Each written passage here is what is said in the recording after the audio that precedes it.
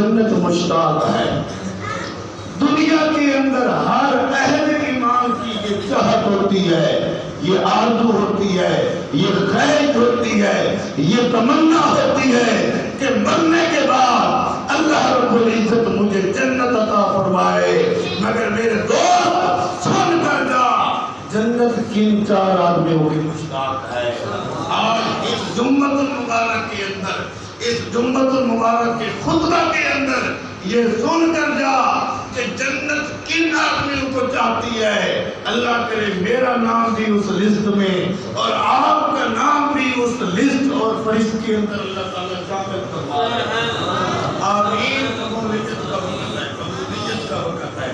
فرمایا چار بندے ایسے ہیں کہ جن کی جنت مشتاق ہے، جن کو جنت چاہتی ہے، جنت جن کی طلبگار ہے۔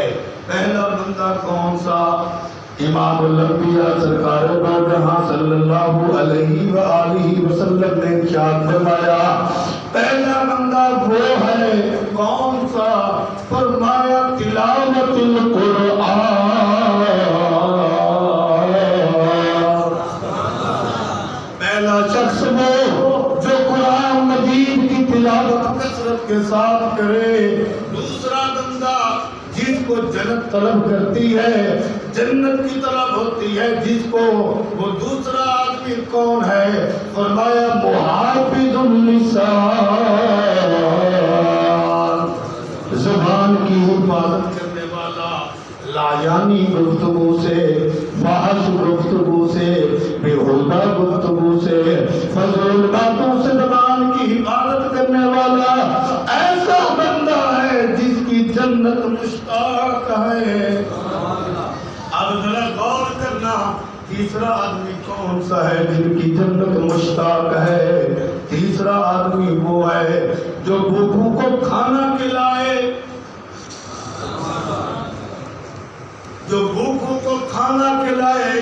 ایک روایت میں آتا ہے کہ مہمان کی میزبانی کرے۔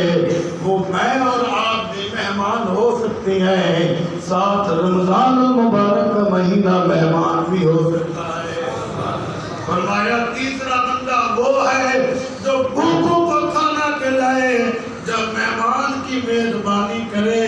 اب ذرا توجہ کرنا، میں آپ کی توجہ تب سمجھوں گا جب آپ بات مکمل ہونے پر دونوں ہاتھوں کو کھڑا کر کے سبحان اللہ کہیں گے۔ چوتھا بندہ سن، جس کی جنت کو طلب ہے، جس کی جنت مشتاق ہے۔ امام الانبیاء سرکار دو جہاں صلی اللہ علیہ وآلہ وسلم نے ارشاد فرمایا، چوتھا بندہ وہ ہے